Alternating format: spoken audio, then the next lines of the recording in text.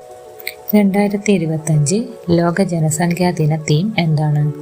ഉത്തരം harnessing opportunities and ensuring rights for all. 2025 ജൂണിൽ G7 ഉച്ചകോടി ഏത് രാജ്യത്ത് വെച്ചാണ് നടന്നത്? ഉത്തരം ഇറ്റലി. 2025 ജൂലൈയിൽ പുറത്തിറങ്ങിയ ഇന്ത്യയുടെ പുതിയ വിദ്യാഭ്യാസ നയത്തിന്റെ പ്രധാന ലക്ഷ്യം എന്താണ്? ഉത്തരം skilling India for global future.